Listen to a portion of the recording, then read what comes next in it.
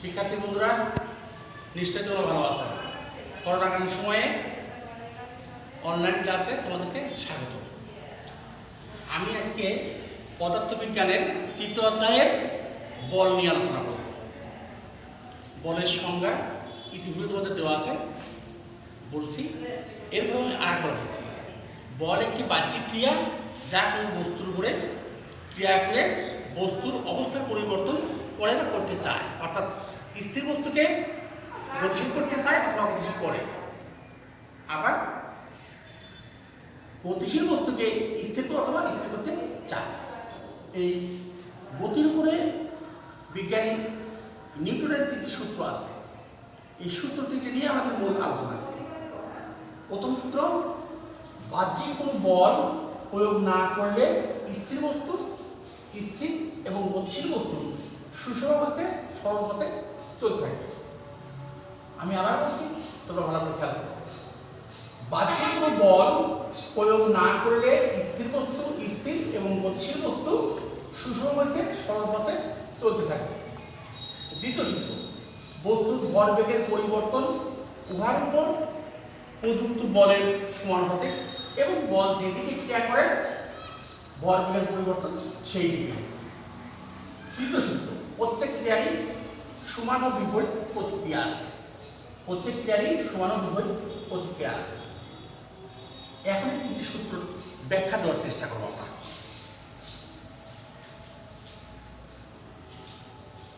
প্রথমে আসে বাহ্যিক কোনো বল প্রয়োগ না করলে বস্তু স্থির। অর্থাৎ একটা ডাস্টার যদি আমি টেবিল উপর রেখে দিই, যদি কোনো বল প্রয়োগ না হয় তাহলে ডাস্টার আজীবনই ওই টেবিলের উপরেই থাকবে। আবার যেমন আমরা তো মোটরসাইকেল চালাচ্ছি বা বাইসাইকেল চালাচ্ছি, বাইসাইকেলে প্যাডেল দেওয়ার পরে সাইকেল চলতে শুরু করছে, যদি কোনো বল প্রয়োগ না করা হয় তাহলে এটা আজীবন চলতে থাকবে। এটা হচ্ছে প্রথম সূত্র। দ্বিতীয় সূত্রে আমরা গাণিতিক ব্যাখ্যা করার চেষ্টা করব।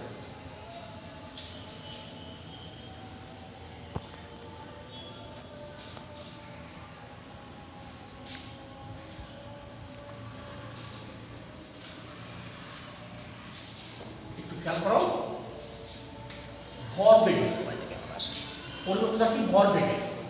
এর মানে হচ্ছে কোনো বস্তু যদি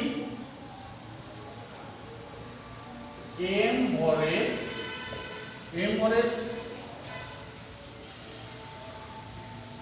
কোনো বস্তুর উপর এফ বল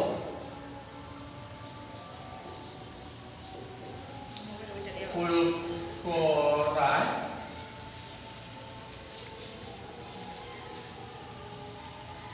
কোনো বস্তুর উপর প্রয়োগ করায় টি সেকেন্ড শেষে তার বেগ ভি প্রাপ্ত হয়। যদি আদিবেগ ইউ হয় তবে আদি ভরবেগ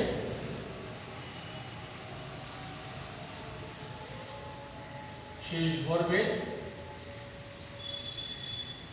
টি সেকেন্ড সময়ে ভরবেগের পরিবর্তন।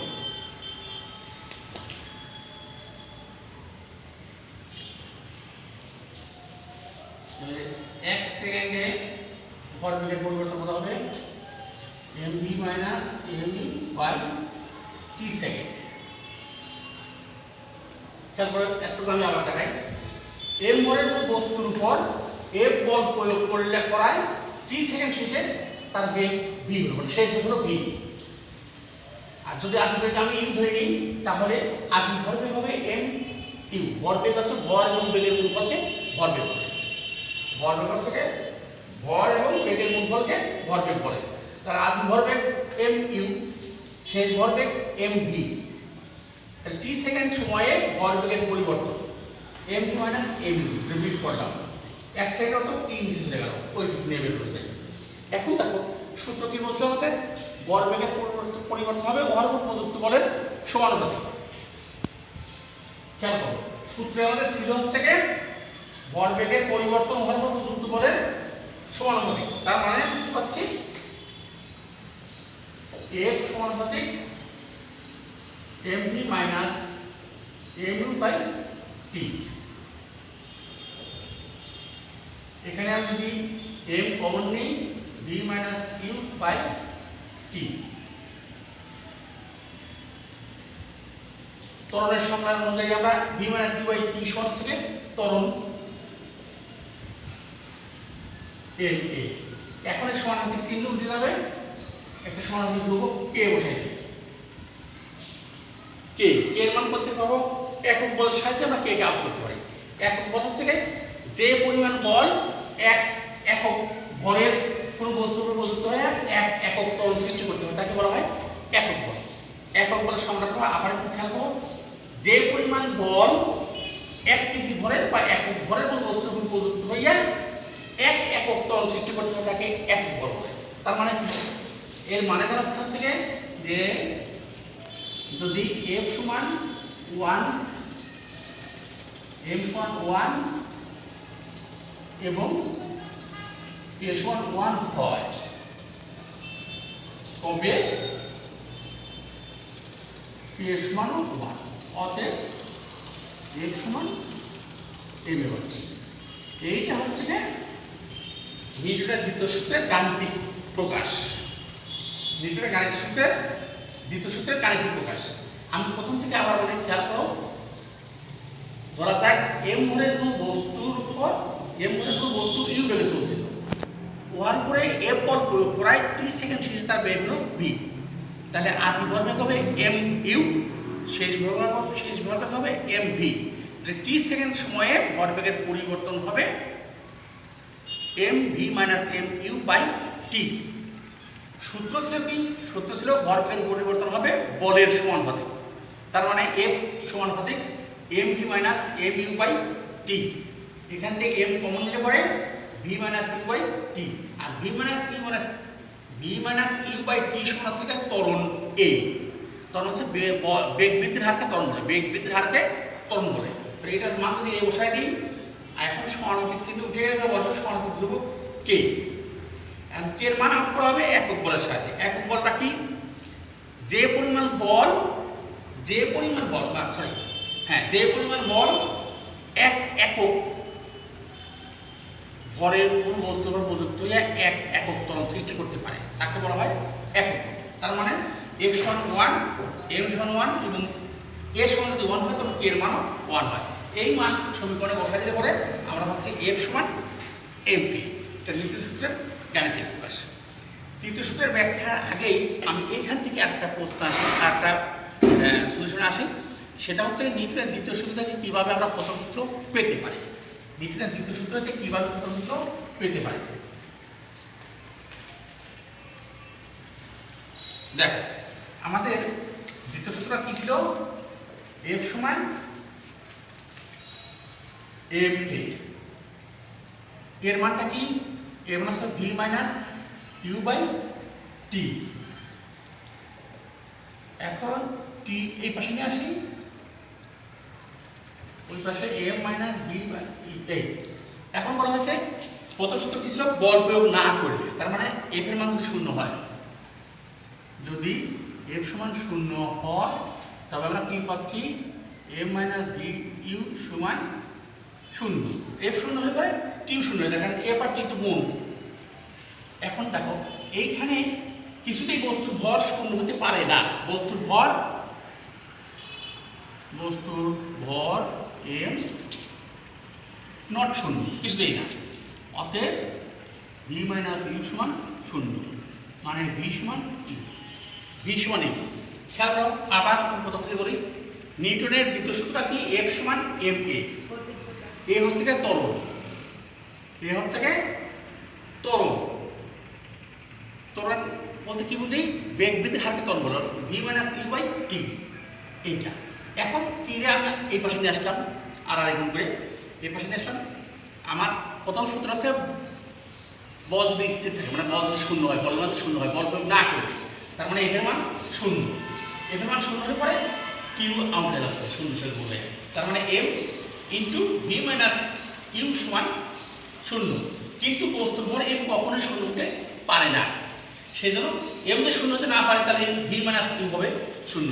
কেননা এটা দুইটা রাশি, m into v minus u, দুজনের উৎপাদক শূন্য, তার মানে যে কোনো একজন অবশ্যই শূন্য। যেহেতু এম শূন্য হতে পারে না তাহলে অবশ্যই ভি মাইনাস ইউ সমান শূন্য। এর মানে ভি সমান ইউ। এই কথার মানে কি হচ্ছে? আদি বেগ এবং শেষ বেগ ইকুয়াল। আদি বেগ এবং শেষ বেগ ইকুয়াল। আদি বেগ যদি শূন্য হয় শেষ বেগও শূন্য হবে। আদি বেগ যদি 5 হয় শেষ বেগও 5 হবে। আদি বেগ যদি 10 হয় শেষ বেগও 10 হবে। তার মানে বেগের কোনো পরিবর্তন হচ্ছে না। স্থির বস্তু স্থির থাকছে, গতিশীল বস্তু গতিশীল থাকছে আগের বেগে। That's all. এখন খেয়াল করো, আমরা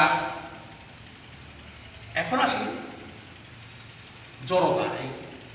নিউটনের প্রথম সূত্রের সাথে জড়তার ব্যাখ্যা আছে। জড়তাটা কি? জড়তা হচ্ছে যে বস্তু যে অবস্থায় আছে সেই অবস্থায় থাকতে চায়।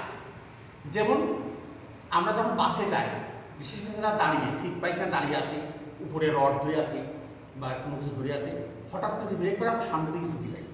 এটা হচ্ছে কি আমি গতিশীল ছিলাম, আমার মানসিকতা গতিশীল, আমি গতিশীল থাকতে চাই, স্থির থাকছি না, কিন্তু হঠাৎ করে গাড়ি ব্রেক করছে, এই ব্রেকের সঙ্গে আমি তো জানি না যে ব্রেক করতেছে এখন, সেখানে আমি সামনে ঝুঁকে যাচ্ছি।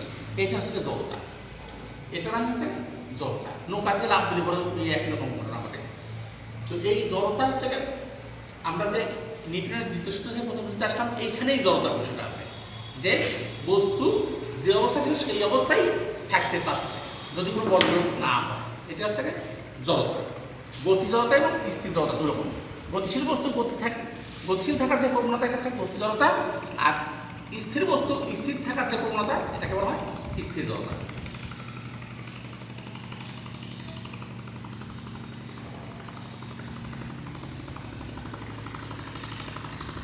এখন দেখো, আমি ছোট্ট একটা গাণিতিক সমস্যা তোমাদের সামনে তুলে ধরি। 20 কেজি ভরের একটি বস্তুর উপর কত বল প্রয়োগ করলে তার ত্বরণ হবে?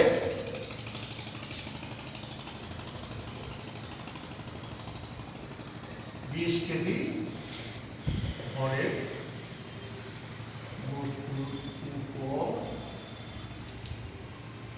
কত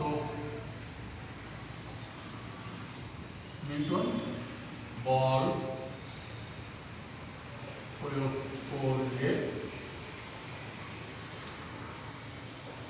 তার ত্বরণ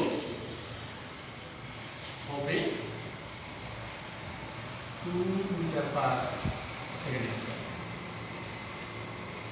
এখন কি বলছে? প্রশ্ন বলছে 20 কেজি ভরের কোন বস্তু, 20 কেজি ভরের বস্তুর উপর কত নিউটন বল প্রয়োগ করলে, মানে বলের একক হচ্ছে নিউটন, প্রয়োগ করলে তার ত্বরণ মানে ওই বস্তুর ত্বরণ হবে 2 metre per second square.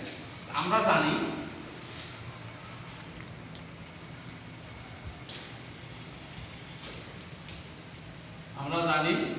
F সমান m। এখানে F সমান ওয়াট, এখানে m সমান 20 কেজি, a সমান 2 মিটার পার সেকেন্ড স্কয়ার, আর F সমান ওয়াট। বসাই 20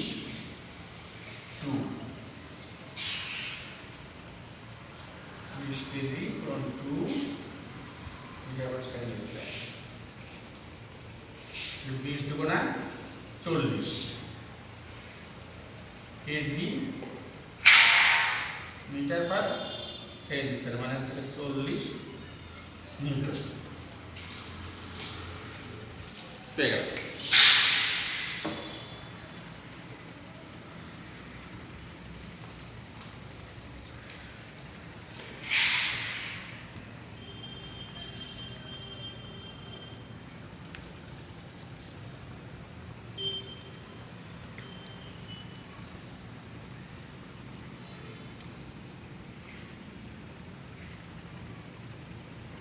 এখন এখন খেয়াল করো, যদি এরকম প্রশ্ন আসে যে 40 নিউটন বল বলতে কি বুঝি, 1 নিউটন বল বলতে কি বুঝি, 5 নিউটন বল বলতে কি বুঝি, সেই ক্ষেত্রে আমরা বলতে 40 কেজিটা ধরি আমি, তাহলে 40 নিউটন বল বলতে কি বুঝি, 40 কেজি ভরের কোনো বস্তুর উপর যে পরিমাণ বল প্রযুক্ত হইয়া এক একক ত্বরণ সৃষ্টি করতে পারে তাকে 40 নিউটন বল বলে। আবার 5 নিউটনের বলবো, 5 নিউটন বল বলতে কি বুঝি, যে পরিমাণ বল 5 কেজি ভরের কোনো বস্তুর উপর প্রযুক্ত হইয়া 1 মিটার পার সেকেন্ড স্কয়ার ত্বরণ সৃষ্টি করতে পারে তাকে 5 নিউটন বল বলে। এগুলো খেয়াল রাখবা।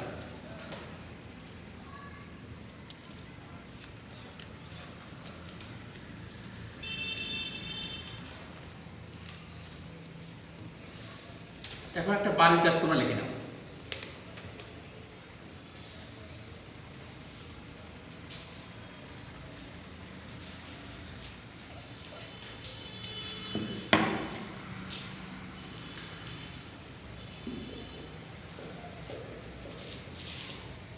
বাড়ির কাজ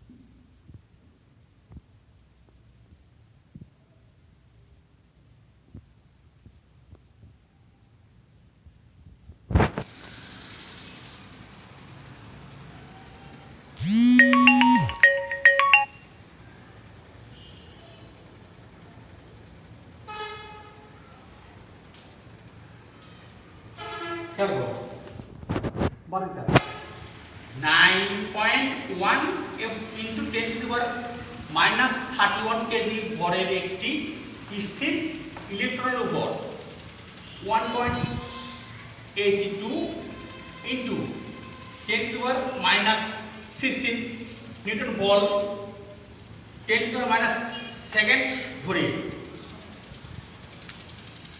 সেকেন্ড সময় ধরে কাজ করে, এই সময় শেষে ইলেকট্রনের শেষ বেগ কত হবে, এটা তোমরা বাড়ির কাজ করে নেবা।